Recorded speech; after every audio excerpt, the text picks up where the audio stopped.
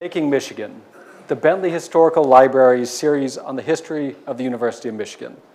I'm Andrew Rutledge, the Bentley's in-house historian, and I'm pleased to welcome you all tonight to the historic Judy and Stanley Frankel Detroit Observatory, a division of the Bentley. I also want to welcome our online audience on YouTube. Thank you all for joining us on what's really a beautiful fall evening to talk about a subject that happened on a tragic and very not beautiful fall evening 50 years ago. Tonight, our talk is about the tragic events of 50 years ago when the gales of November famously came early and sank the freighter Edmund Fitzgerald and took the lives of all 29 of its crew on Lake Superior. Immortalized in Gordon Lightfoot's famous song, which I'm not going to sing, the Fitzgerald is undoubtedly the most famous shipwreck in the Great Lakes and probably one of the most famous in American history. I even heard about it growing up in Southern California, and the Pacific's got all sorts of its own shipwrecks going on. But needless to say, when something like that happens, there are plenty of legends and myths that grow up about the ship and the crew. My own personal favorite involves aliens. But there are also more serious debates and theories about what happened that evening that have had all sorts of impacts on the history of Great Lakes shipping, histories of great industries that grow up around the Great Lakes, and the lives of those who sail on it. Our speaker tonight, Rick Mixter, is one of the few people that has actually visited the wreck site of the Edmund Fitzgerald, 550 feet below the surface. He's here to share with us the full story of the Edmund Fitzgerald, including its many connections to the University of Michigan, and what his research has shown likely really happened that terrible night of November 10th, 1975. And there is no one better suited to discuss any Great Lakes shipwreck than Rick Mixter, who has been researching the Edmund Fitzgerald and other wrecks for decades. A diver and documentary maker, he has personally dived over 100 different shipwrecks in all of the Great Lakes. He's also hosted his own PBS series on diving, been a frequent guest on the Discovery and National Geographic channels, written dozens of articles about Great Lakes history. In 2009, was awarded the prestigious award for historic interpretation by the Association of Great Lakes Maritime History. Please join me in welcoming Rick Mixter. Thank you, Andrew. Thank you. Wow, with an intro like that, you're saying this is the luckiest Youper you've ever seen, right? Super lucky, because in July, I actually had a brain tumor taken out of my head. So here's the busiest year that we're ever going to have on the Edmund Fitzgerald, and they're pulling a golf ball-sized tumor out of my head. And I'm looking at my wife going, am I going to be able to make all my arrangements, all my interviews? She's like, oh yeah, and I knew she was kind of shaking her head. In 2 weeks, I was back to the tour schedule. I've already done 30 different cities, and I hope you can suffer through with this voice. 2 intubations to get that thing out. I am no cancer. It was a malignant, it just sat there and it pushed on my brain for 40 years. And I'm so lucky that I came out so good for it. So please forgive the voice. Thank you. Thank you. But really, truly, the luckiest Youper in the world, because I've had eyewitness not only to the Edmund Fitzgerald. I flew the last missions of the Air Force bases on B-52s. I flew an F-16, the Goodyear blimp. I don't know how it all happens, because I was just this kid that was just interested in things, in stories, and the history just seems to find me. The Fitzgerald, we lived through the storm in a trailer, 10 of us in a little tiny trailer where the epicenter of the storm came over in 1975. And I got to tell you, it wasn't that bad of a storm compared to the blizzard of 78. How many people remember that? Buried our trailer, we had to dig out. So I want to put this into perspective. And I really want to say, when all the PBS station, I just filmed with them 2 days ago. I filmed with Wisconsin. And they said, why are we still talking about the Edmund Fitzgerald 50 years later? And I have 2 words for them. It is my friend, Gordon Lightfoot. Now, as a disc jockey, I started at age 16 in the UP, very early start into professional broadcasting. We love songs that are 6 minutes long for bathroom breaks, right? Beatles songs don't work. 2-minute songs are not enough time. We love these long songs, and for me as a junior historian, I got A's in history. I could not get math. I got D's in math, but history was just something I could grasp. And this song came out. I realized Bye Bye Miss American Pie, the second longest song that I've ever been on the radio. Here's another history song about another tragedy, a plane crash that took our pop stars too. So this one really is big. I'm gonna pick on Gordon a little bit tonight. I have to, because if this is your only idea about our maritime history, there's so many inaccuracies in there, and I have to correct them. And everybody always tells me, Rick, it's not a documentary, it's a song. My point is, Gordon changed the lyrics because he saw a documentary and he changed them incorrectly. He could have fixed it, so we'll talk about that in a minute. Let's start with not the first Edmund Fitzgerald to sink. He had an uncle, the one that we know about, built schooners in Port Huron, and he built one called the E. Fitzgerald. And in a tragic November gale, 1883, it sinks off Long Point. The guys from the life-saving service show up, and they get there and they find nobody except that overturned lifeboat that you see. The cook was found the next season. Just a real tragedy for Edmund Fitzgerald, who built some of the most famous ships on the Great Lakes. It had another one sink too in a horrible collision, the Carlingford. But that's a whole other lecture if you want to talk about him. We really want to talk about this guy. Here's a guy whose dad was in charge of the Milwaukee Dry Dock. So not only grandpa captain, uncle's captain, but this guy gets out and goes into the business world. What's the connection between Great Lakes and the Northwestern Mutual Life Insurance Company? Well, if you have an insurance company and it's as big as this one actually paid out, by the way, for the wreck of the Titanic. They paid more claims than any other insurance company, and it was 13 people, including some millionaires from Minnesota. There was almost $500,000 in claims that came out of there. How do they do it, though? They have to have investments. When you put in your policy money, you ask for $1 million if you should or lose a family member that should pass away. It works out because they save up billions. It was $3.5 billion by the time they hit their century mark. And when Edmund Fitzgerald went from president to the first chairman of the board at Northwest Mutual, they had to find good investments.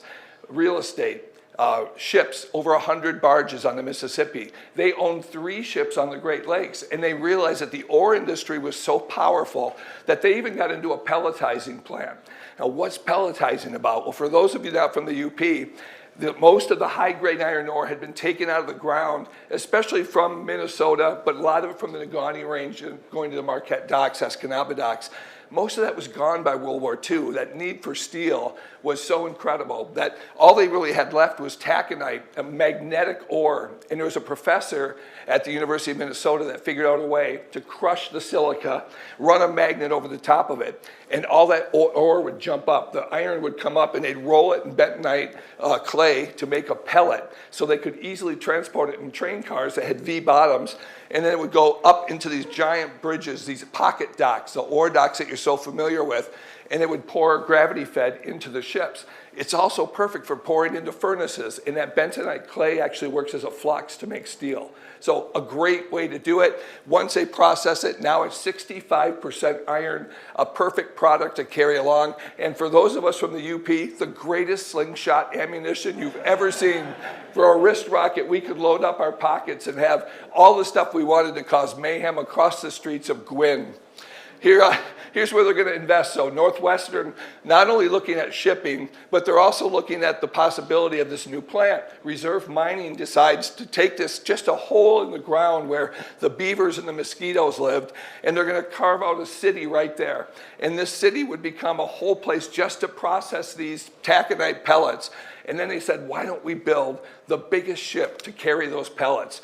But when it first came into the newspapers, believe it or not, this was a huge deal for our friends in Michigan. We were at really the tail end of 200 years of building ships on the Detroit River, starting with the British before we were even the United States of America, going all the way into Great Lakes Engineering Works, where these guys had built 300 other ships. Hull 299 was the William Clay Ford. So how many people have been to Dawson Museum? Oh, we're going to promise we're going to go, right? Go to Belle Island and go into the pilot house, and that's one of the ships that searched for the Edmund Fitzgerald. So you could go right onto a pilot house that looks just like the Fitz, and so historic in the fact that you can actually see the wear marks that Captain Erickson put on the machinery. He put his foot up on the radar. So it's a very cool place to visit. So 5 years since the building of the Clay Ford, these guys get word that 3 new freighters are coming. Everybody in Michigan celebrates because now we have 3 giant maximum class Lakers coming through. But the first marks that were coming through didn't really go to Great Lakes Engineering Works. It came here to Ann Arbor. Here's a good aerial. This was taken 2 weeks ago, by the way, by the Coast Guard when they flew our Homeland Security Director across. And you can see Ambassador Bridge. You can see the brand new Gordie Howe. I can't wait to cross that. Zug Island. Now Gordon sings in the song, fully loaded for Cleveland, right? No. Partially loaded because it was in the fall and not going to Cleveland. It was going to Detroit, to Zug Island in particular, so closer to River Rouge. And just past there, look at the arrow. That's Great Lakes Engineering Works. So all of this is just in a really quick stretch. And even Fitzgerald's dad had a ship named for him at Wyandotte. So not even 5 more miles down, you have the incredible shipbuilding mecca that was coming out of Wyandotte. So they built the big palatial steamers that you see. And even if you go to the museum at Belle Isle, you can see some of that work as well. So here's where the announcement comes out. And the first plans that come to U of M, the Department of Naval Engineering here, they call it NAME, actually got the first plans to look at the length of the ship, which would be maximum class. And you see in the beginning, I put it in yellow, it says a Canadian ore freighter. Like, wait a minute, where does that come from? The Seaway was being built. And at the time, Northwest Mutual was just looking for a ship that they could really economize. And because the Seaway was going to go to 730 foot, they said, we're going to build a ship that can handle that. So that if the Fitzgerald had to, it could go to salt water and keep working. But they got a better charter with Reserve Mining, with Ogilvy Norton. They got a great charter, a great company to work with, and 85% of the trips were going to be from really the Reserve Mining and go all the way to Toledo. That's why she became known as the Toledo Express. So naval architecture right here, Bear, famous for the longer ships and for the vacation land, if you remember that from the ferry at the Straits of Mackinac. But he worked on several ships, the Ryerson, the Munson, the Callaway, and he also helped fix another famous ship. So anybody who knows about the Carl D. Bradley, second largest ship lost on the Great Lakes, he actually figured out a way because the Bradley had this really weird shake in the back. In fact, the cook said that the plates would shake right off the table because of the way this thing vibrated. And Bear came out and actually designed this weird fin that came over the propeller and straightened it out. And it was a good deal, but sadly, 2 of the ships that he'd work on would become the most famous or infamous, I guess, on the Great Lakes. And it's interesting, in his obit, they cut the Fitzgerald and the Bradley out of there. They put all the other ships on there, but I think I can understand why. How big was it going to be? Maximum class had everybody at the Sulaks nervous. 729 feet, you could not close the gates. And they were very nervous about this bigger ship and talked that the Homer was going to be a foot longer than the Fitzgerald. So everybody at the locks were nervous. Let's put it into perspective, though. Titanic, 883 feet long. The Mayflower, you could put the Nina, the Pinta, the Santa Maria, and if you wanted the Ironclad Monitor right on deck of the Edmund Fitzgerald and still have room left over. Capable of 30,000 tons. In U.S. Steel, if you look around 1975, our cars were mostly made out of metal. That's over 2,000 automobiles that could be built. That's pretty incredible in one load. That's an average car dealership in 75 was doing 1,000 cars. So think about a ship that could deliver that much steel in one run. A lot of people were excited about it. This is another U of M guy. This is Willett Spooner. And I actually didn't find this picture going through his collection, but you're going to find out why I love Bentley Library so much. They had the greatest construction footage I've ever seen on the Edmund Fitzgerald, but nobody knew it. It was listed as GLEW 301. And when I asked them to process it, they said, well, what is it? And I'm a little sneaky. I said, don't you worry. It's nothing. They called up and they said, hey, we watched the launch footage of the Edmund Fitzgerald. And I said, listen, it's the 20th anniversary. I'm making a documentary. Please don't call Channel 7 and 4 and tell them, that you have this. And of course, it's their footage. They can do whatever they want. But we've had a wonderful partnership since. Willett Spooner is the guy that carried the camera. He was one of the engineering guys from your naval school here. And Willett Spooner's wife was even more famous. If you type in Spooner, she was famous for being in the Women's League of Voters and so many other things around Ann Arbor, which was amazing. And in the collection of hers are all the love letters between Will and her. So I get to go through his nickname for her was Snooky. And you don't get that kind of background, on something like this. And I know I'm going way off on a tangent here, but I'm telling you, these stories and the research is almost as much fun as putting your dry suit on and diving into the water. I spend more time in libraries than I ever spend underwater, and that's by design because we have to figure this out. So Snooky and Will went all around the world, 50 countries on their sailboat. It was an incredible love affair, and I'm thrilled to say that she also was involved in the top secret program of building the first Bomark missile, anti-bomber defense missile that was built out at Willow Run. Another lecture, another day, okay? So here's the magic of Spooner. He stands there during the keel laying. This is the backbone of the ship. That long piece of metal is the keel. I'm going to refer to this many times because many people believe this is why it sank. It had problems with the way it flexed. Every ship flexes in storms. The Bradley would flex, but after November it was so brittle it ripped in half in 1958. 2 survivors. In 1966, pre-World War SEAL, 1906 launched Daniel J. Morrell. Rips in half, the stern keeps going for 5 more miles, the bow sinks, one guy in his underwear survives 2 nights on a life raft. That's why I'm so excited about these shipwrecks, these incredible survivals. The Fitzgerald is a tragedy in which 29 people were lost. But these stories, the building, the sailors that were there, the rescue people are what really makes me excited about it, not about the loss. I'm a television reporter with over 30 years of covering fires and tragedies. That part does not excite me. Bodies on shipwrecks does not make me happy, regardless of what you might have seen when our discovery of the crewman came through. Let's watch the footage. Here's the first plate coming down. Hull 301, this is marking a brand new renaissance in building for the next 4 years. 5 years it took to build this, and they launched it in subsections, which was new for the yard. That whole section had 3 companies building these pieces, and that would be part of the cargo hold on the right.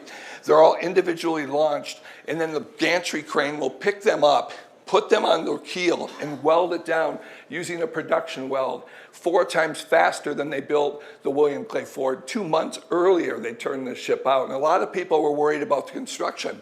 But that'll be the ballast on the bottom. On the top, you can actually see where the tunnel is, where the people can travel to and from the end of the ship without going on deck, which is important.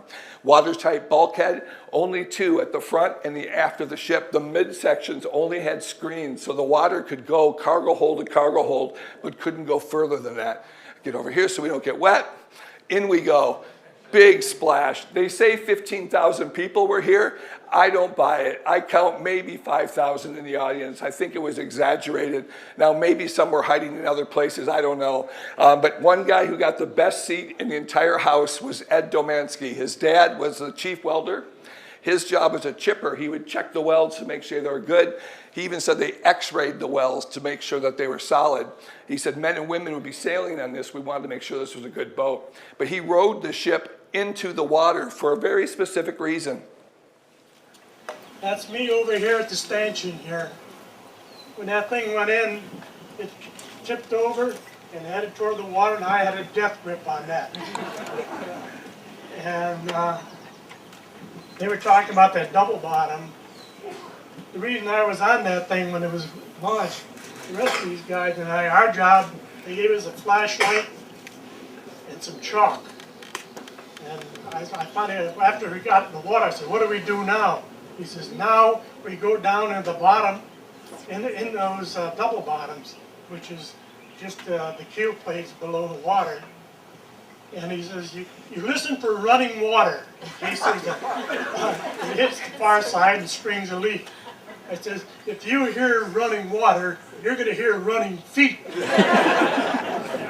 But That's how I got to be on the Fitz when it went in. I was so lucky I was able to interview 3 different guys that built the ship. It's all in my documentary, and that will be airing on PBS, plus we have copies here as well. On the flip side of the disc has Final Run, my program with the survivors of 1913, 1940 storm. It's one-of-a-kind interviews and storm footage from these as well. That it took 30 years to find all this stuff. Here's a good launch picture. Here's a great cross-section to show you the 3 different holds that hold about 10,000 tons of pellets in each one. So in their best days in the summer, they could carry maximum cargo, 30,000 tons. They start breaking records at the Soo Locks immediately because they're the biggest boat on the Great Lakes. Now, when they come back, typically a ship will try to grab another cargo, like coal, take it up to the power plants in Marquette. But the Fitzgerald was so fast, it could almost do 16 miles an hour. It didn't make sense to slow down at Marquette when it could come back, get more cargo, and go back and forth from Toledo, maximize the amount of money that they transfer over. So in order to come back, you have to pump your ship full of water. That sounds crazy, but that's what we call ballast. And every one of these tanks, and there's 16 of them all the way around the ship, and this is a cross-section to show you how they go. And they're all filled with a little bit more in the back to make sure that propeller and that rudder is down in the water so it can do its job effectively. So pump it full of water, you get to the dock, and then there's this beautiful ballet. Water gets pumped out or gets dropped in, and I'll show you that process in a minute. If you put water in a tank, though, the air has to go somewhere. You have to have a vent to allow that air to escape, and you have to have a vent that you can close so that nothing else will come in when you get into heavy weather. It had many vents on the deck that went all the way across, and these right here on the bottom and on this side right here, these are the ballast vents. They look like mushroom caps. So the crew would open them up like this, and then they would let the air out. They'd fill the tanks. They'd bring it all the way down, shut it and lock it, and away they'd go. Now, when the government told them you could extend, because they requested they could haul more cargo in the wintertime. And in order to do that, they said, well, your hatches all have to be secure, and your vents have to be extended above the deck. They're trying to keep, if you're lower in the water, the freeboard of your deck all the way down to the waves, they're trying to keep that water out. So by bringing those vents higher, it would help. The problem is the vents were a trip hazard on deck. So they said, well, we'll lengthen a couple of them, and then they made the modification to allow them to carry more cargo. So now she's carrying more cargo than she was designed for. In '72, they put bow thrusters in the front. They added 10 tons of more equipment on the front. And then when the EPA started yelling at them for burning coal, they switched over to oil, and that also added some new machinery as well. So a lot of stuff out of design, but commonplace for many of the ships on the Great Lakes. These vents are going to be important because those 8-inch pipes that come down, McSorley, the captain, is going to say, I've had damage on deck. My vents are missing. He doesn't say how many. Cooper says 2, but in all the Coast Guard reports, they don't know how many, but it's plural. 2 8-inch openings with Lake Superior pouring in, and they're trying to pump it out. And you've got 21 hatches on deck, all that have the possibility of water coming in, and big arguments to me from sailors that say they would never sail with those hatches all off. We'll talk about that. Here's the last season for the Fitzgerald. Overall, 740 trips that she made, going from the upper reaches of Superior and especially Silver Bay, all the way down Lake Huron, on gales on each of the lakes. And in this last season, you see the dots are representing 1975 alone. You can see 4 trips to Detroit.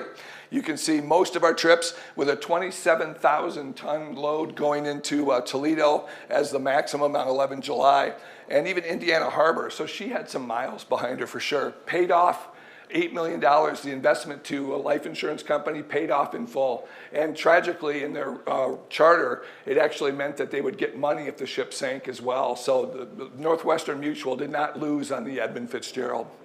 Here's footage from Captain Larson. His family gave me this footage of them pouring it in. Now, this is the only dock that they had a manual for how to load the ship using this conveyor system. And the first mate, who was actually on the Fitzgerald, was another captain. McCarthy was actually a captain on board the Tate. He transferred over to the Fitzgerald after he had an accident.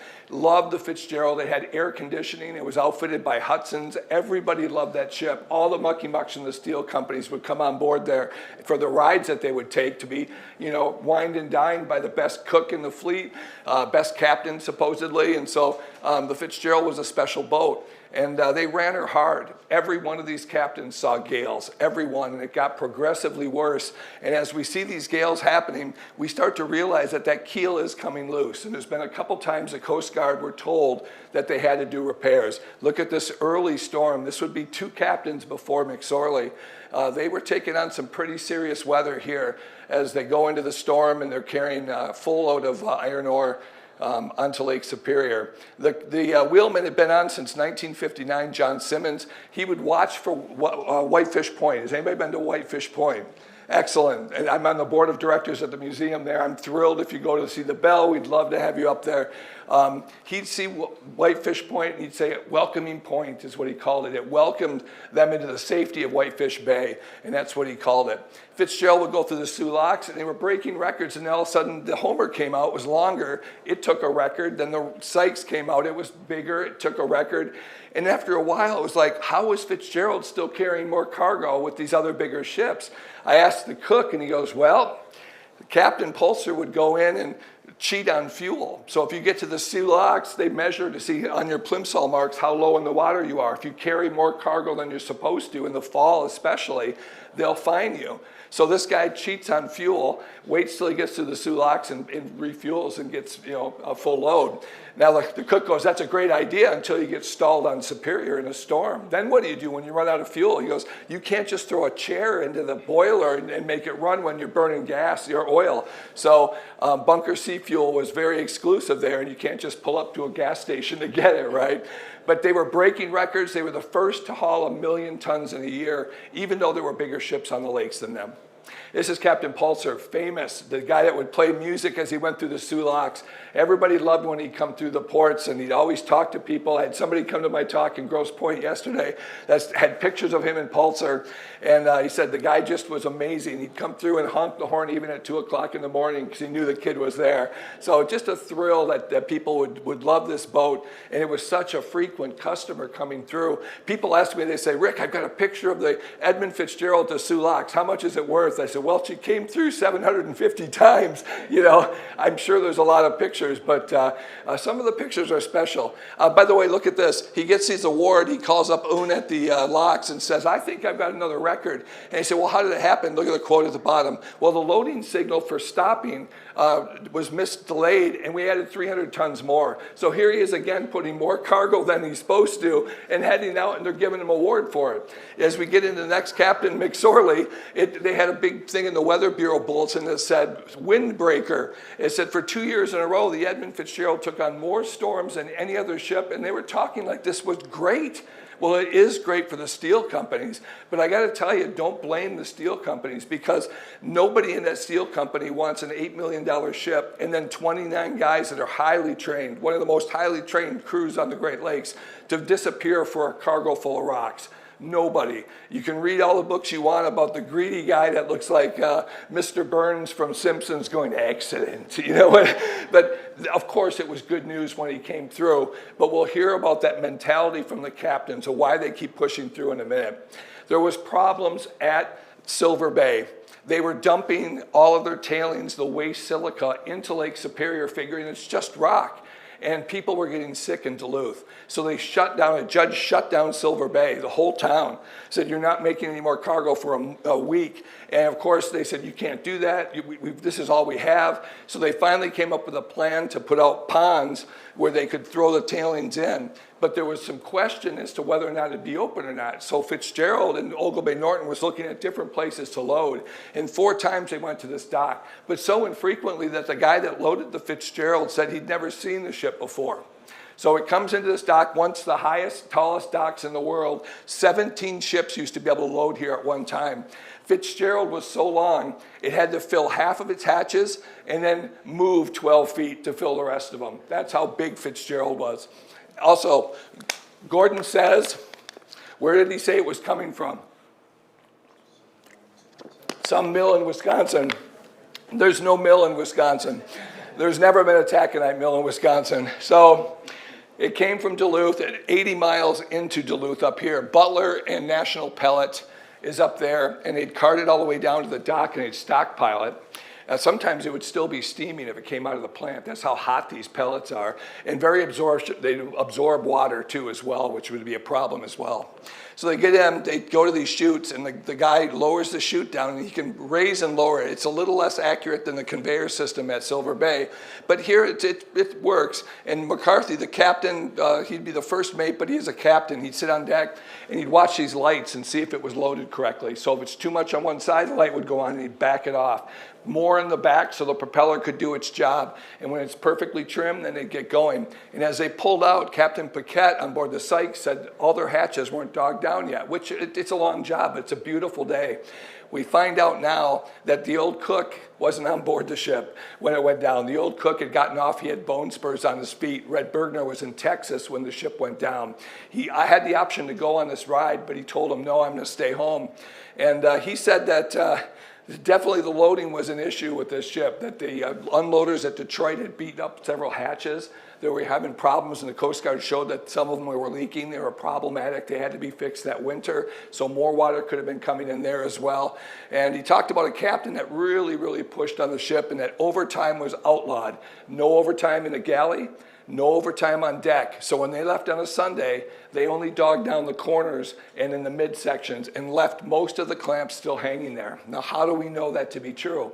We know that because underwater we can see which hatches are damaged and which ones aren't. And we'll show you that in a minute. This is the smoking gun on the Edmund Fitzgerald. Gordon changed his song to say the main hatchway did not give in. I guarantee you this hatch and hatch number 6 gave in. This is why the Edmund Fitzgerald was put under. She was slowly gaining water. She was lower in the water. She had a keel problem. And when a wave almost 3 stories tall hit the ship, it collapsed this hatch. And those clamps weren't on tight enough. And that ship, it folded that clamp right in. So we'll show you. Those are called Kessner clamps. They look like C-clamps, and they're hinged on deck. Mark Kessner and his brother out of Cleveland invented these things. And there's 68 of them, so it was a lot of overtime to do it. McCarthy was a captain, as I mentioned. He could have ordered it to be done, but he wasn't going to supersede McSorley, who was trying to cut costs as well. So I don't believe that all those hatches were dogged down. They leave, there's small craft warnings, there's gale warnings as the storm comes up from Oklahoma. They know it's intensifying. As it makes the hook and start heading for the Great Lakes, they're judging how fast will it go to Marquette. And more importantly, how long will it take to jump over Lake Superior? Why is that important? That's the Anderson. The Anderson will be following them into the storm. So they go up by Devil's Island. This is where they have radio beacons. You can see I have lighthouse towers and then radio beacons. They use radio navigation to find their way through the storm. So when you hear about radars going out, they really didn't use radar that much. It was more for separation of other ships. The beacons that were on here were more of their navigation. Now, they certainly did use radar, but to pretend that they were blind in the storm is a little silly. So turn at Devils, they have to make a decision. Do we take the normal route, the yellow route, shortcut going down to Welcome Point here at Whitefish, or with the storm building, how long will it take to go here to here? And the question is, mostly they would think that would be 3 hours that would take. Well, it took less than 2 hours to do that. So it went faster than the meteorologists thought it would. It went faster than the captains did. And they decided, as they're coming up here, where all those ships were hiding, Blau was hiding up here on November 10th. Ryerson was up in here in Thunder Bay, hiding out of the storm. 7 vessels were down here at anchor. They weren't going to take on the storm, but Anderson and Fitzgerald did. And we'll find out from the captain why they challenged this storm, why it happened from Captain Cooper. So they take a northern route to minimize the waves building. As out of the northeast, you need fetch, you need distance to build those waves. And if you stay up towards the top, you're not going to get as big of waves. And as you go up here, you can go to the very top of the lake and hide behind the Slate Islands if you have to. When Jacques Cousteau came to the Great Lakes, that's where he hid when a storm hit early on Lake Superior. So Slate Islands was an option. They could also hide behind Michipicoten, which is down here. And then as they came across at 1 o'clock, they got to right off of Otterhead. In fact, the guys at the lighthouse right over here saw the Fitzgerald. Anderson was still 20 miles behind them. And so Anderson starts to cut the corner as they make the turn to go past Michipicoten. Now they're starting to go for the beacon at the west end of Michipicoten. And they're going to look for the lighthouse as well. But snow's starting to build. They're at the eye of the storm. It passed Marquette where it hit its peak pressure, or low pressure, starting to come up. And as they get up to there, they realize they're in the eye of the storm. They totally misguessed on how long, and now they have no options on where to go. They've got to sail between the two islands and get down to Whitefish. So they start pressing on, and as the winds now go past, the low front goes past here, now the direction of counterclockwise flow of the winds are now going to build out of here and build straight down here. Look at the fetch, all the way down here. Peak 65 knots, 75 gusts, but 65 it's pushing, waves that are now almost 3 stories tall. So they're pushing down there, and this is where the Fitz is going.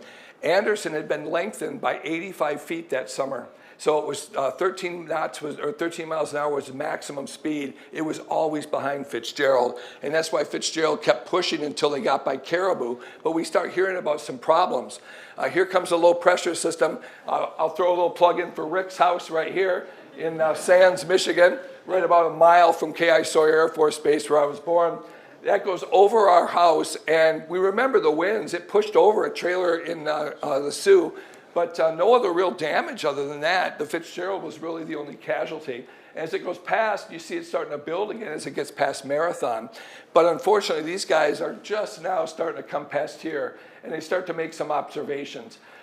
Let's talk about 75. How many storms did Fitzgerald see in 75? The yellow mark is from the Weather Bureau. I put in from the Weather Bureau's reports. This is the ships that received the biggest waves in 1975. Top box is just Lake Superior. Fitzgerald overwhelmingly took on more storms, more damage to that keel as they're moving along. The only time the Coast Guard checks them is in the spring, and then they usually do a deck check in October.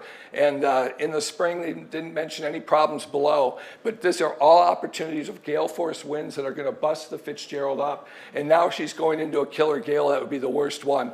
In April, you see the Fitzgerald going through another gale on Lake Huron. McSorley never missed a fight.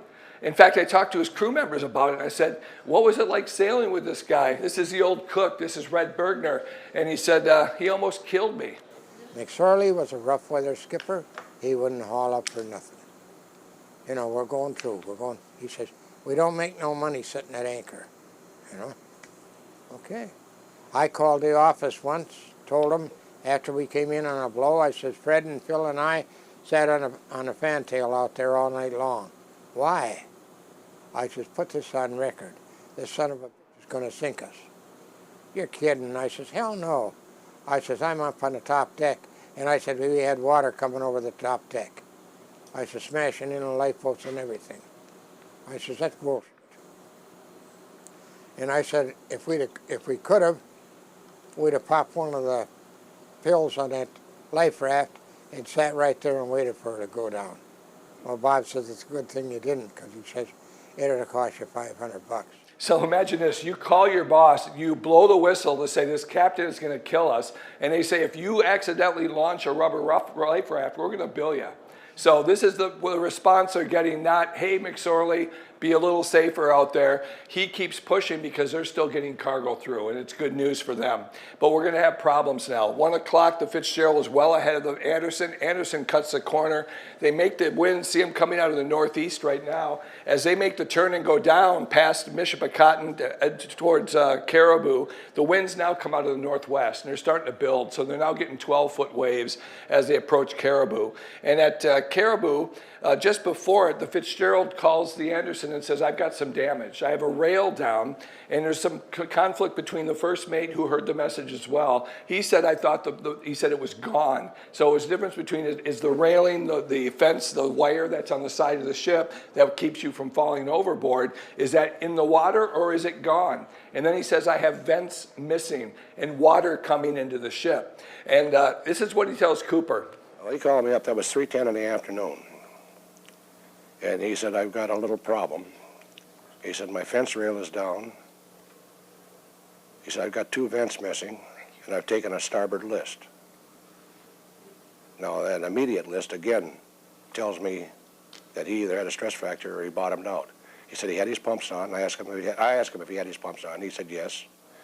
But he said later on, he said that he wasn't gaining anything by pumping out on it, so the water was coming in the hull as fast as they were pumping it out.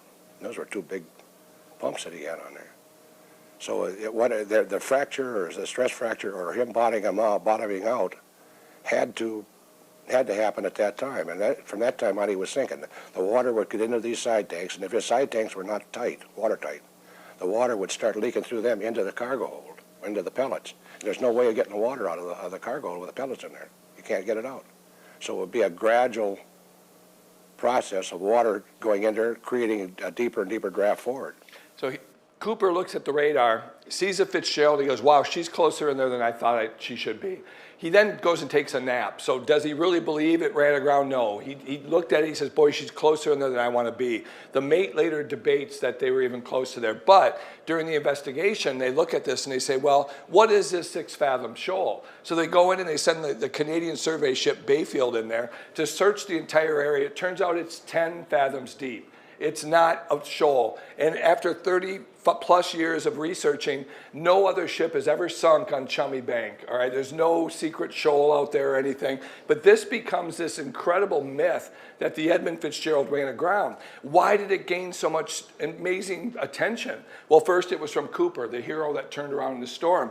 Secondly, this is the greatest excuse for any shipping company. Captain hits the rock, captain dies, end of story, you can't sue us. And they were only held to the liability of the price of the Fitz, $8 million in the cargo. But if they can prove the hatches were the problem, that they didn't jog them all down, that it was an overtime call by the company, now it can become the $10 million lawsuit that was first announced. So this is why you see everybody jump on this theory, even the myth that somebody found a rock. Dick Race was paid by the shipping company, by Ogilvy Norton, to go find a rock, and he later told his buddies, I secretly found a rock, but I was too nervous to tell anybody about it. This is a guy that stole things off shipwrecks. He doesn't care about what the Coast Guard says. He took the wheel off the Cedarville and so many other ships to pretend that Dick Race ever found this rock, which would exonerate in the shipping company. This would have been the holy grail for them to hold up and say, I told you, it has red paint on it. It's from the Fitzgerald. It ran aground. It never existed. Trust me on that.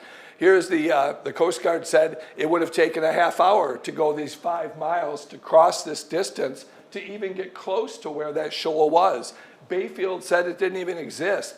And as you go through this area right in through here, they would have been way off course for what the Fitzgerald was found on. So it doesn't make any sense. The architect said if it hit Caribou Shoal, it would have sank at Caribou Shoal. It did not have watertight bulkheads in the middle. So nobody agrees with Cooper on the entire process here. So here we go through we see the 3:30 damage. Now we look at the 4 o'clock.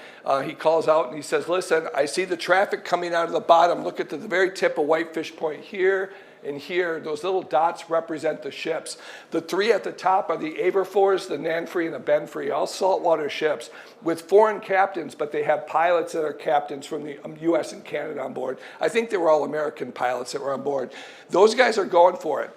The reason the Fitz and the Anderson weren't so nervous and the 3 saltwater ships weren't was because a wave at your bow or a wave at your stern is no big deal. They think that's normal. The song goes, it was too rough to feed you. Everybody ate their meals on board the Anderson. It was now 10 miles behind the Edmund Fitzgerald. They said an egg wouldn't even roll off the table. They were not rolling violently in the storm at all. They had a stern sea as they went up, but it was going to get messy because we had a big wave at 6 o'clock hit the Anderson, and it jumped over their smokestack and destroyed their lifeboat. It had to be 30 feet high to do that. And it's going past the Anderson. It's moving faster than the 13 mile an hour Anderson. So it's racing ahead of them. Cooper's down below. He's taking his nap. Mate starts talking to the Fitz. The Fitz says, hey, am I going to clear those guys down there? And he goes, yeah. He goes, it shouldn't be any problem. Now blinding snow. He can't see anything because his radar's gone.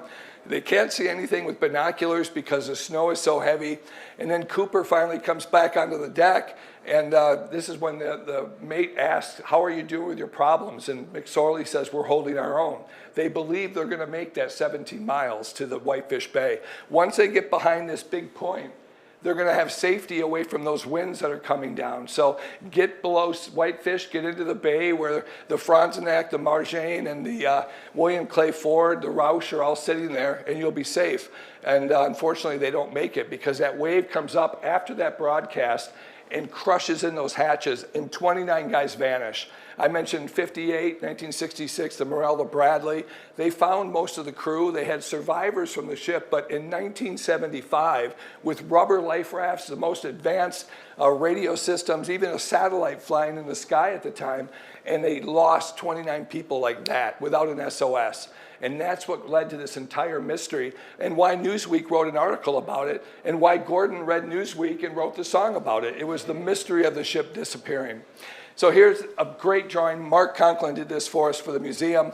It's taking the nosedive. I don't believe the Fitzgerald nosedived, and we'll talk why that's not possible, but it's a very photogenic picture, and it's called Every Man Knew. And that's a lyric from Gordon. Did the crew know what was happening? And Captain Cooper said, well, we probably wouldn't have said anything. You just can't panic the crew. You got to keep your mouth shut. You got to work around that somehow. And I like every other captain, I think you think your ship was infallible. I think he thought that ship was going to get him down. I know I thought that way about the Anderson. I didn't think anything. I thought she was indestructible. But I think Captain McSorley felt the same way. You know, he said, well, I'm only 14 miles from Whitefish Point. He said, I've got it made. That's just about what he would be saying. But his last alternative before that was to go in and put her aground at Caribou. That would have been his only other alternative at the time, and he probably would have if he knew what was going to happen. Best interview I've ever heard on the Fitzgerald. I thought my ship was infallible, and that's what these captains believed. McSorley knew about hulls. He was a hull inspector for the early part of his career. He trusted the Fitzgerald, but he knew there were problems. The cook told me that the engineer came up and said, Skipper, we've got problems down below again. And this is what McSorley told him. He said, it only has to hold together for a couple more months and I'm retiring. That's what he told him. So you want to blame the storm all you want. Of course, it was the wave that put the Fitzgerald down. But it's hard not to point your finger at a guy that ran that ship literally into the lake. Anderson starts calling when they realize they look out. The snow squall is blinding by 7:15, but by 7:30 it's crystal clear. They can see Coppermine Point. They can see the saltwater vessel lights. They don't see the Fitzgerald on radar or through binoculars. So they start calling the other ships. They're trying to get the Coast Guard, but there's a half-hour delay because of a power failure that shut off the lighthouse at Whitefish. So the beacon also goes off, and the relay doesn't transfer over to go to generator. So now Fitzgerald really didn't have any help at that point, but now it's on the bottom. It's 550 feet on the bottom, and no time to call for help at all. Anderson gets below the point. Woo, we made it, but they're calling for help. The Coast Guard says, well, we're going to send out our tug. So the Naugatuck tries to leave the locks, but has oil problems and has to turn around. World War II was built in 32 or 33 out of Defoe. It shouldn't be out there, quite frankly, although it had been through big storms before. Naugatuck turns around, they call Woodrush, 20 hours away. So they need somebody closer. Airplanes launch out of Cherry Capital, out of the air station. So we get albatrosses and choppers out there, but we need somebody on the water. So they call the Salties. Remember, Cooper's way down here. Salties are right next to where the Fitzgerald went down. And the American captains asked the saltwater skippers, will you turn around? They said, no, we'll flip our ships over in this gale. We're going straight. We'll keep our eyes open, but we're not going to stop. They call the other ships down there. The Roush says, no, I will not hazard my crew to go out there. Before you pass any judgment, the captain's first responsibility is his crew. He's not supposed to be the Coast Guard. He's not on a cutter. He's on a freighter. And all these guys, even on board Erickson, on board the William Clay Ford, are like, hey, we don't know. Finally, the Clay Ford hears the transmission, and this is the transmission that changes his mind about going back out. Arthur Madison, Group 2, 16, 22. Come on, 22. Anderson, this is Group 2. This is Group 2. I understand you had him visually and on the radar, and you lost him in both respects. I asked him how he was making out with his problem. He said he lost those vents, and he had a lift, and he said he was holding his own. The last time I talked with him, he said he was holding his own, and that's the last time I lost contact after that. This is Super Control, Roger. We have it. Do you think there's any possibility that you could come about and go back there and do any searching? Over. Well, God, I don't know. that sea out there is tremendously large, and if you want me to, I can, but I'm not going to be making any time. I'll be lucky to make 2 or 3 miles an hour going back out that way. Hello, Sioux Control. You realize what the conditions are out there, don't you? Sioux Control, affirmative. From what you report, I can appreciate the conditions. Again, though, I have to leave that decision up to you as to whether you'll be hazarding your vessel or not. If you think you can safely go back into the area, I would request that you do so, but I have to leave that decision up to you. Over. Well, I'll go out and take a look, but I know when I was about 15 miles above Whitefish, we took a sea right over the top of the hatch crane up here, and that's 8 feet up in the water, too, so I don't know whether I can do it or not. I'll give it a try, but that's all I can do. Cooper tells him 8 feet of water on his deck. The NTSB, who also investigates with the Coast Guard, says 4 feet of water would collapse those hatches. And they have 8 feet. And the Anderson is actually 6 to 8 feet higher in the water because it's not taking water like the Fitzgerald. So the Anderson didn't sink because it didn't have the damage, it didn't have the water coming in, and it was much bigger than the Fitzgerald. This is all that they found. Cooper found a half a lifeboat. They left it, and the Roush eventually picked it up after they dropped their cargo in Marquette. They came back with this boat. We still don't know why it's in half. It looks like it went through the propeller, and that's possible. It could have also just been torn because the mounts never gave loose. And we look at the lifeboat number 2 from the port side, it split right where the rudder release system is. It ripped it clean off the boat. So when that stern section flipped upside down, it crushed on the surface. The stern section plows in and accordions 150 feet in the middle. All that cargo comes down, and the stern section flips over, and those lifeboats can only float up. They're filled with air tanks, and they're trying to get up, and they're ripping themselves to pieces trying to get up. And no guy ever makes it to either the life rafts or the lifeboats. We know that nothing was deployed inside them. So they know where it's at. It's somewhere between Crisp Point and Whitefish Point and Coppermine Point. It's 100 square miles to search, but they have a good fix on where they thought it was on radar. Well, how do you find an underwater object? Well, you call Illinois, the Navy, and you say, send your submarine detection airplane up here. So the Orion comes up. That stinger on the back is a magnetic anomaly detection device. So it goes over. Now, these are calibrated to find, at the time, the biggest Soviet submarines in the ocean. Those were these Delta III class, 450 feet long. What do you think happens when the Edmund Fitzgerald is 720 feet long, ripped into 2 pieces, spread 150 feet apart with taconite, 26,000 tons of iron ore? The metal detector on the plane goes wham like that when it comes over, and right away these guys come out. I got to interview all these guys. Being a television reporter was a great opportunity for me to capture not only the personalities of the people who are searching and really built the ship. This really became part of the documentary and eventually my book. But to see the personalities of these guys, the guy on the far left is the one that threw the smoke marker out the window, marked where the wreck was, and then the little tiny ship you see in the background right here is the Woodrush. So Captain Hobaugh, who's also in my documentary, I got to interview him. He actually came to one of my lectures and was a co-lecture guy. Talk about an honor to have him there. This guy turns around, puts a big buoy on there, and Lake Superior that night gets big and wipes out the buoy. They can't find the ship again. They have to call the Navy again to have them come out and find the Edmund Fitzgerald again. So 2 different planes come out to find it. They find it, and the stern is upside down, the bow is right side up, and there's a huge pile of taconite behind the Edmund Fitzgerald. Why is that? How could it nosedive and have all of its belly contents behind it? It's impossible that it plowed in that way. It broke on the surface, and then it skidded off course and went right over its own pile, and then the bow section stayed on course but did not go nose first in. There's a lot of talk about furrows that people saw. I did not see furrows in front of the Edmund Fitzgerald. It went sideways into the bank, and the bank flew up on the top of the deck, so we can't even tell where hatches 7, 8, 9, 9's torn off, so that's at the mid end of the section. But when we go into the underwater footage, we're going to really start to see what happened. See the first clamp, the Kessler clamp, is stretched out and sheared off? That one was dogged down. The ones that are all intact were all not dogged down. They were not tightened down. The smoking gun is down there on hatches 5, hatches 10.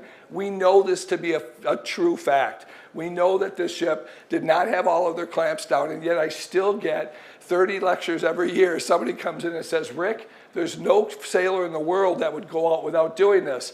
I assure you I have the biggest collection of Edmund Fitzgerald photographs anywhere and footage. And I show you this from 1975. Jerry had this on the internet going through the Soo locks. Let's check it. All of these circles show undogged hatch clamps coming through the Soo off of Lake Superior. And look at the top. On, off, on, off, on, off. Now the family members hate this because they think that I'm blaming the crew. They told Gordon in his song, I hate that you say the old hatch gave through, or the main hatchway gave in. It makes us feel bad. So he changed the lyrics. It did give way, but it wasn't the deckhand's fault. They were ordered not to do it. Now, would I have stayed on deck? I don't know if I would have gone out there and said, no, I think this is important. They'd gone to port and unloaded and never saw water inside. They thought their ship was infallible too. But there was enough scares that, it makes you wonder. So every picture, every storm I have, the Edmund Fitzgerald does not have all their hatches. The Coast Guard went aboard the sister ship of the Fitzgerald and found a tiny gap when they weren't down that they could see light through. And they calculated without the other damage, in 3 hours, that was enough water to sink the ship. So it did not help, but it did not sink it. The big storm sank the ship, but this did not help. And anytime somebody writes a new book and says it wasn't the hatches, you can tell them Rick says nonsense, and base it on the fact that I'm the only guy that's actually been there, right? So here, this is the topside deck looking at the starboard side of the Fitzgerald. Again, hatch number 1. There's a couple cool things to see here. I'll point out that the lounge windows are all in. This is where all the mucky mucks would stay, right? Outfitted by Hudson's. This was a first-class ship, but the covers are on. This is probably spring fit-out, but I will tell you, in accordance with all of my hatch pictures, do you see hatch on, off, on, off, off? This is every picture, but again, this isn't fair because they're not sailing right now. They're probably at dock.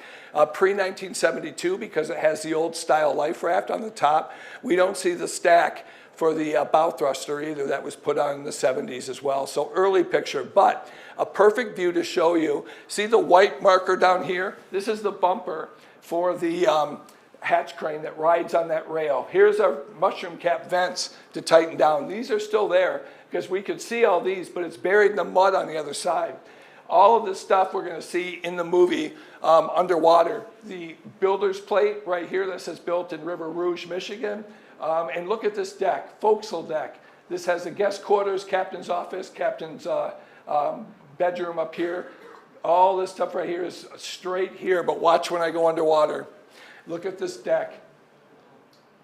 That's from the impact of the bottom. Here's our bumper. I don't see the rail. Now, that could be buried in silt because the silt is relatively deep, but I don't think as deep as the rail. So here's something to ponder, something that's never been written in a book before. We have a rail gone. Was that the rail that they were talking of, the fence rail, or was it a rail here that tore off the vent? It could have happened. People have also blamed the propeller blades that were on deck after the ship, that those broke loose and that would cause the damage. More likely, there's a lot of flotsam and jetsam after a big storm. The Soo locks were jammed up with logs and deadheads that came in from the lake. If you ever go to Whitefish Point after the winter, you can't walk the beach because of all the stumps and pieces of wood that are there, and that probably did the damage. But let's take a look at hatch number 1 together, shall we? It's caved in from that wave that came in. The lounge windows up above, the 20 feet higher, are all pushed inward from where that wave hit. Look at how deep that goes in there. Would a ship that nosedive and had 26,000 tons of tackanites that roll at 30 degrees, would that be empty?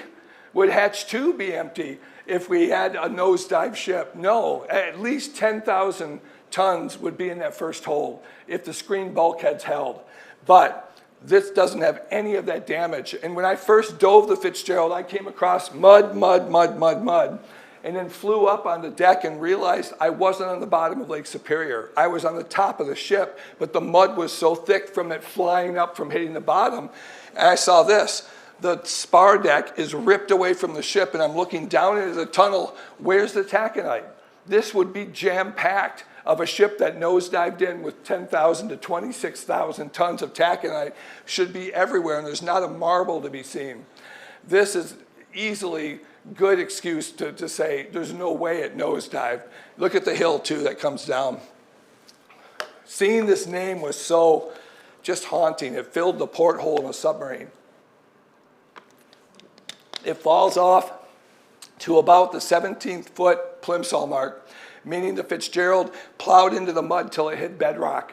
And when it hit bedrock, everything stopped. So all the stuff in the pilot house, the ceiling collapsed, it all came to the port side of the ship, and it's all littered in the thing. You cannot see anything inside there. It's all covered with debris.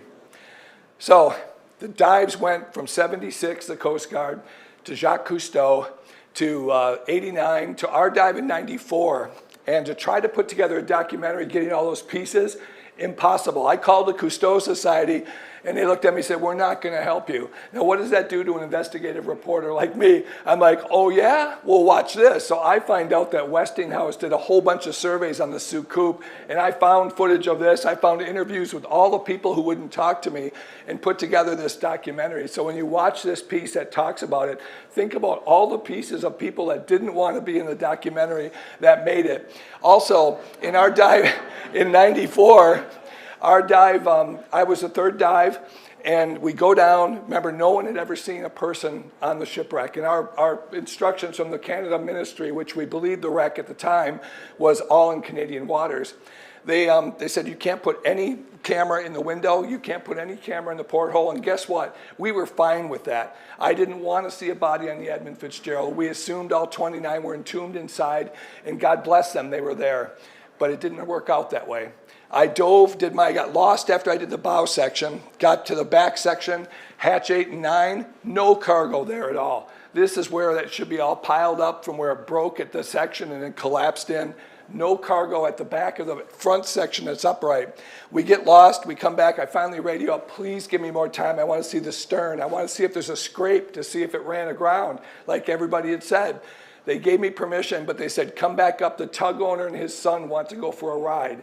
And they were going to get a deal because we were paying for this out of pocket. Fred Shannon took his wife's dream home, $75,000, and took that and gambled it by renting the submarine and the tugboat. So we hoped that we'd get a deal. And of course, the tug owner goes, my boy wants to write a middle school report on the Edmund Fitzgerald. You're going to get an A, right? If you you go down in a submarine. The tragedy is that kid was, as soon as I came up after seeing the stern section, 20 minutes later, this kid goes down and finds the first missing crewman on the Edmund Fitzgerald. Watch in this video how he handles this and tell me he was not the best guy in our entire team to see this. Only a handful of explorers have gained permission to dive the wreck of the Edmund Fitzgerald, located over 500 feet down in Lake Superior's icy water. In 1976, the Coast Guard lowered the Curve 3, a special remote-operated vehicle that could record video and snap pictures. It revealed that the Fitz was ripped into two main sections, the bow upright, the stern upside down. In 1980, Jacques Cousteau's team were the first humans to dive down to the wreck, exploring the bow section and reporting extensive damage that they believed was caused by a surface breakup.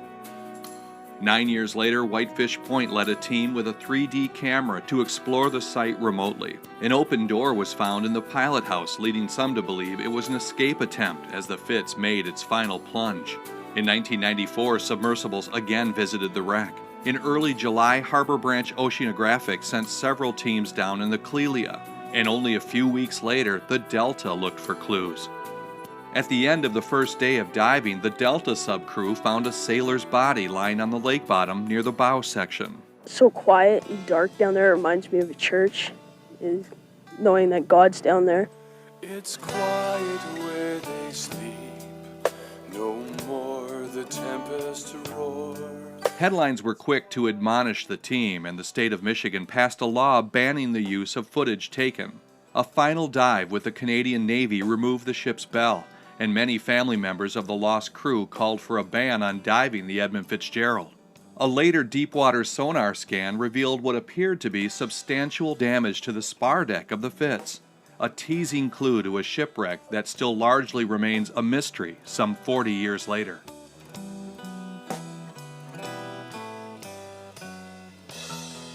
You know, when you go to do these stories, especially as a news person, I was part of a news crew that went, you don't go to be part of the story, but it was thrown into our laps that the Coast Guard had missed this, Whitefish Point had missed this, Jacques Cousteau's team had missed this, and instantly we had it. What do? We can't ignore it. We have to, you know, this is a news story, and it made as many headlines as when the Edmund Fitzgerald was lost, that we found it. We never identified the guy, even though we did close-ups and we all knew who it was. We're not going to tell people because that's not what we are. The song was Lake Superior never gives up its dead. That was the mystery, and the lake had given up part of its mystery on this. Now, it wasn't a Chippewa legend like Gordon's saying, all right? There's no Chippewa legend about Lake Superior. That's a Lake Tahoe legend, by the way, and Native American. All in my book. There's a brand new book out too from John Bacon. Fantastic look at what's happened to the crew members since then. But there's a danger when you go in and you start interviewing the people who lost loved ones. They put certain restrictions on what you can talk about and what you can't. They won't talk about the body story because it brings bad feelings to them, and I understand that. As a news person, you can't let that cloud what the story is. You don't leave stuff out that makes people feel bad. That's what Gordon did. He changed his song. At 7 p.m., Amin Hatchway gave in when he came to sing it in Saginaw. He goes, at 7 p.m. it grew dark in then, and I was mad. And everybody's looking at me, why are you so bothered by this? I said, because why didn't you change Fully Loaded for Cleveland? You know, why did he also changed Musty Old Church in Detroit. Thank God, because he shows up at Mariners Church, and of course it's not musty. It's a beautiful little church. And I'm sure they were looking, Father Ingalls looking at him like, dude, really? You know? So he did change that part as well. But to me, if you're going to have this record, and again, he is now the patron saint of shipwrecks. I would not be talking to you about shipwrecks or any other maritime history if it wasn't for Gordon Lightfoot. So I say a lot of this with a very big smile on my face to say, thank God he did. The lyric, does anyone know where the love of God goes when the waves turn to minutes to hours?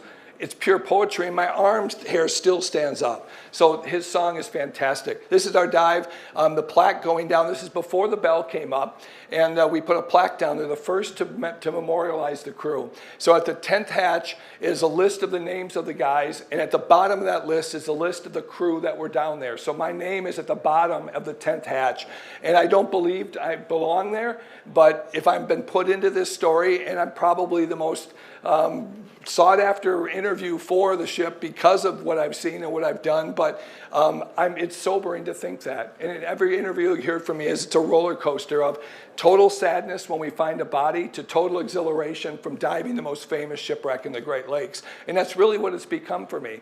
Go to Shipwreck Podcast and you'll find out that there's more shipwrecks than just the Edmund Fitzgerald.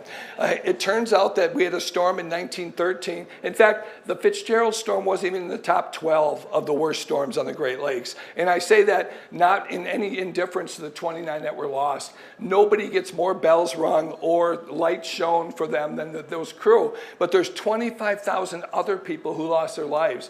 260 in 1913 alone. The winds were twice the velocity on the 1940 Armistice Day storm. And when they asked Captain Cooper, who came off of Lake Superior, was that a bad storm? He was, oh no, I was on Lake Michigan during the Armistice Day storm. That's a bad storm. That's when one ship was ripped into pieces, the crew killed, the Davik flipped upside down, Detroit captain, all the crew wiped out. We didn't know what happened to that for almost 50 years until we finally dove it. The Novadoc, I got to interview the crew. They're in the documentary Final Run.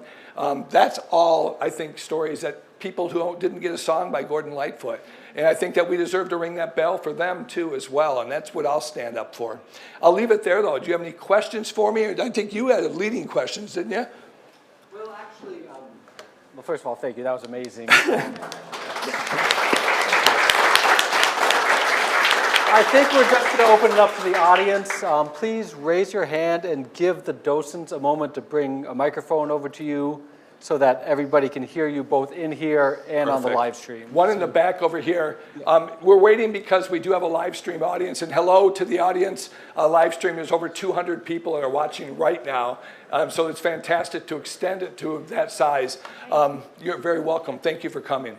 And also, if you'd like, the books are $20, the videos are $20. My wife said any 3 for $50 because she loves Bentley Library that much. So I'm thrilled that we can provide this story, and a different story than what John did. I think you'll find them to be companions because he does go into the incredible families. I stay away from it for the very reasons I told you, and because Bob Hemming wrote a book about the families too that was great. Yes? In the back. Thank you for an outstanding talk, fascinating. One thing I wanted to ask is, because I couldn't put it together myself, although you're very, very thorough, usually when major disasters happen, it's a coincidence of many small things going wrong. Is that, would you say that's what happened here, or was there one, a major smoking gun that could have been, prevented it, like a captain that was more forthright or didn't have the pressures of incentives? I'm very interested. If you look at the list of how many storms McSorley went through just in 1975, and the fact that he got damage from all of those storms in some way, that is a clear indication of a captain that either didn't care or really believed that that ship could take it. And I'd like to believe that because he wanted to go home. His wife was sick. I don't think that he was blatantly crazy, but structural issues with the ship are fact. We have Coast Guard reports that showed that the keel had problems in big storms. They thought it had been fixed though.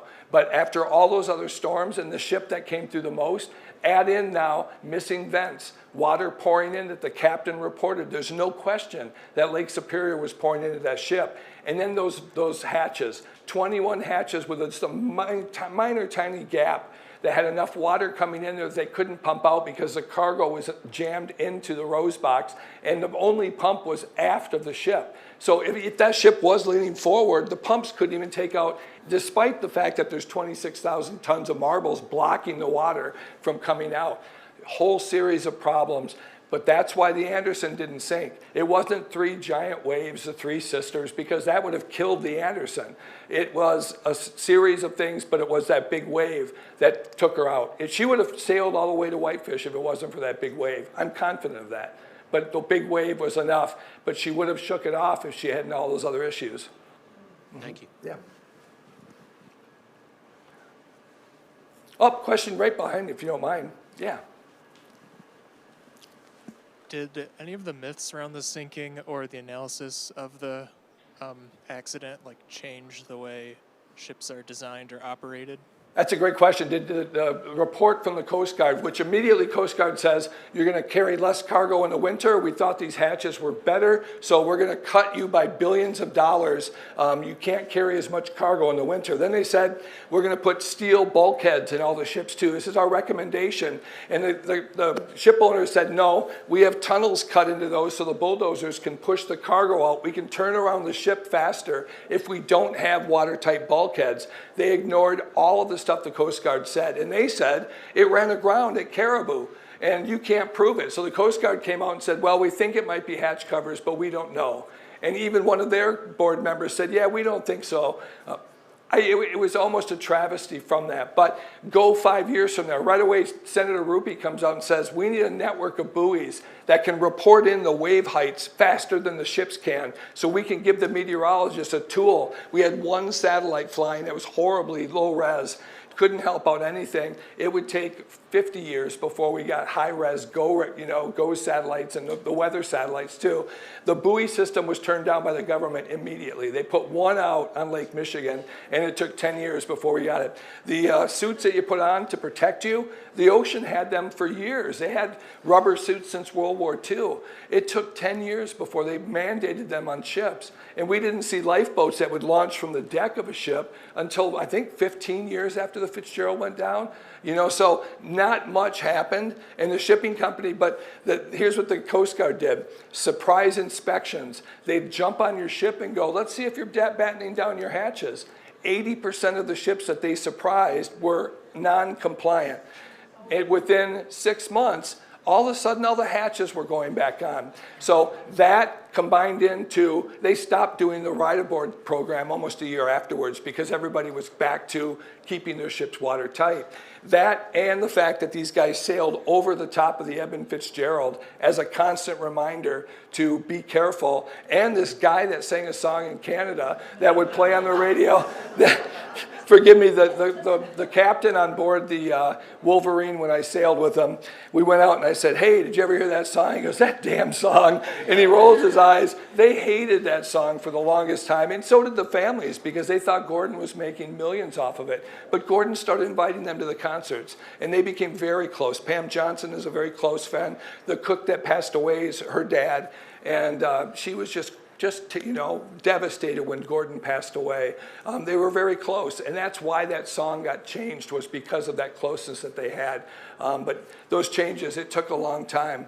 It's sad to think that, but I think it's the constant reminder of going over the Fitz graves, because we don't see that. Every 9 years we lost another big ship. We still have big accidents. The brand new Coast Guard cutter that hit the wall, we had a 1,000-footer get hit by a brand new Coast Guard cutter, the Hollyhock.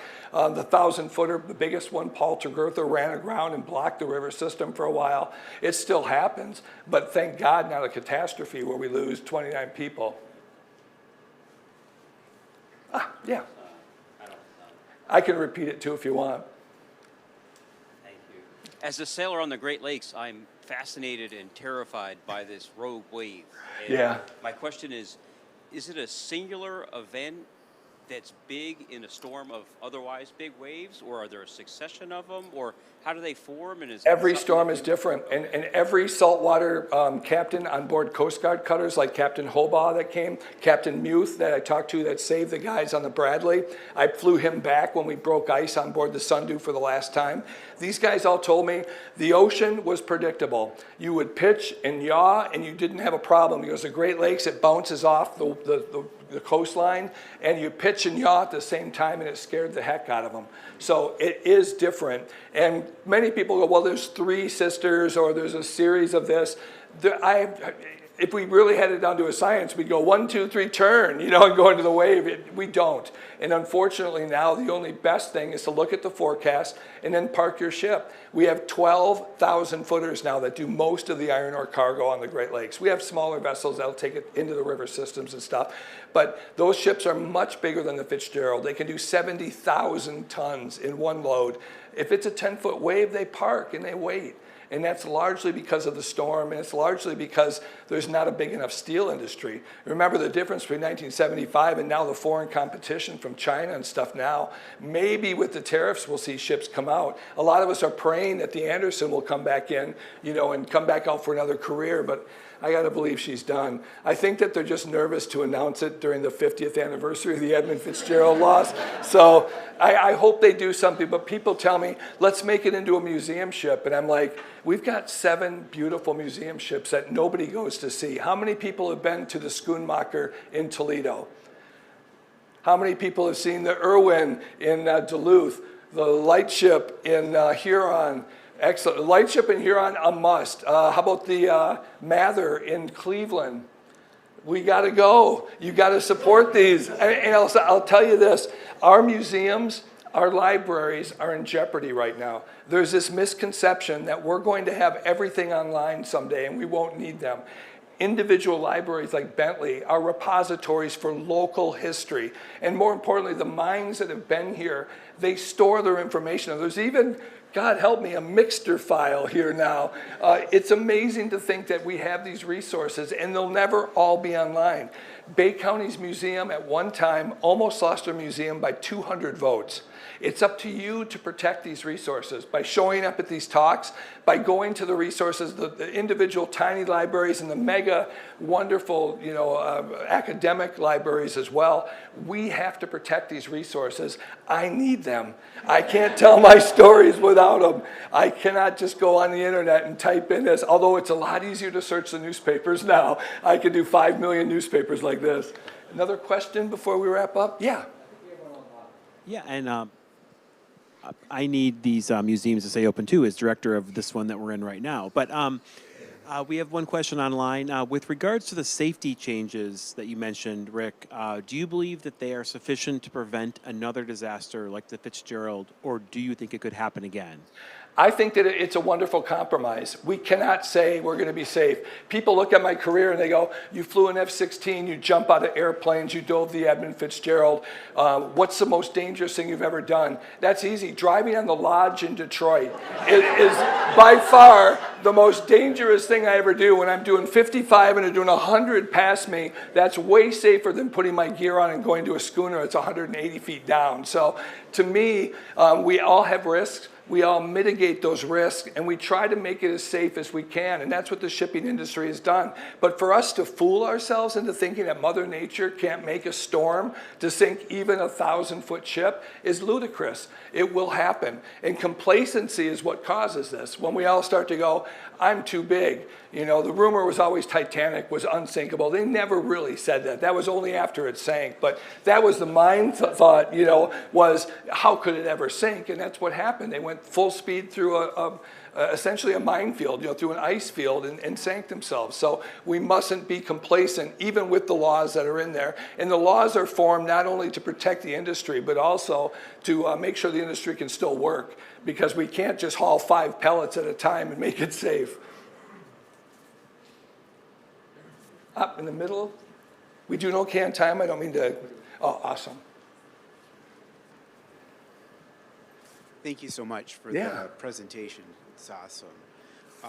My question is, like probably a lot of people, most of your maritime wreck reference points is the Titanic, some of your larger, you know, passenger ships. And those seem to take a while to sink even after they've encountered their death knell. And my question is, I have a hard time wrapping my head around how quickly the Edmund Fitzgerald went down, and there was no time for an SOS, no time to launch boats, you know, there was nothing. Can you kind of fill in some of those details as to like sequence of events and timing? And you bet. For people who didn't hear, why was it so quick? What happened on the Fitzgerald that's different? Every iron ore ship that we found on the bottom is usually destroyed. And the Whitefish Point Museum, when you visit our museum, that money goes back into our dive boat, the Boyd, and we go out and we found over 20 new shipwrecks over the last 4 years. So if you watch National Geographic, you'll see me on there when we find the lumber fleet of Edward Hines, the Marvin and the Curtis, and we're still looking for the Peterson. The wood boats would float gently down to the bottom and give you plenty of time, although everybody sadly perished trying to get to the lifeboats, we think. Iron ore boats go down so quick because they're filled with rocks. And it's just so quick, and it doesn't have the compartments like a passenger ship would. So in the Titanic, watertight areas that sadly overflowed and dumped into the next one, and that caused a problem. Fitzgerald didn't have that. So as that water's getting them lower and lower and lower in the water, that wave comes up and hits. Now the no call for help was probably because that bow section, there's a lip on the back of the 8th hatch, 9th hatch. I think that flipped the bow up, and I think those guys were all thrown to the back and they couldn't recover from it. I don't think it nosedived and the windows blew out and that was the end of it. There's still glass in the back of some of the windows, so it feels like that probably happened. With the person that we found on the bow section, they had a life jacket on. That means they probably had an indication. You don't go on a ship and go next to the captain and put your life jacket on. It sends him a very clear indication that you don't believe he's going to make it, right? You wait for the order to do that, or you quietly do it in your bedroom or away from the pilot house. So if he was on the pilot house and the captain ordered it, he had a little more, worry than what he said, we're holding our own. So it was fast, but it could have been 10 minutes too. If that ship tipped upward, they couldn't get to the radio. That's the only radios were in the forward section. Everybody else in the stern section, God forbid, took a section to flip over upside down, and hopefully it was quick, that it was just over with. And that's the only solace that I get, is that it was over. You know, these guys that get on life rafts for 2 nights waiting for a ship to go by, that's horrible. You know, it's bad to die on a shipwreck, but to sit there and wait for someone to come that never does, that's even worse, and that's many of the other stories that we tell. So I think that's what it is, but we won't know till we dive the shipwreck. And it's been 50 years since it sank. The question is, should we be able to go back? Ethically, there's people who are upset about that, and I understand that. But we don't get places where, like 9/11, where the families say you can't go there. You know, the Fitzgerald families have a lot of voice in this, and it's because there's intact bodies there. But there's intact bodies on the Kamloops and the Emperor. There's several different shipwrecks. Most of the shipwrecks have bodies on them. We're mostly respectful about it. And the Fitzgerald was a different story, too. 29 vanished. Everybody wondered where they went. We showed where one went. I think it was different. When we dove the Bradley, they were all upset. You're going to show bodies. We don't care about the bodies. But there wasn't a song about, you know, Lake Superior never giving up. It's dead. So it's ethics, but it's also what we deal with every day as gatekeepers of what information is released. And sometimes we get it right. Sometimes we get it wrong. And now with 24-hour news cycles, they're getting it wrong a lot because that decision is made faster and faster and faster. And quite frankly, why I got out of news. You've been amazing. Thank you, everybody, for coming out. So, thank you all for joining us this evening.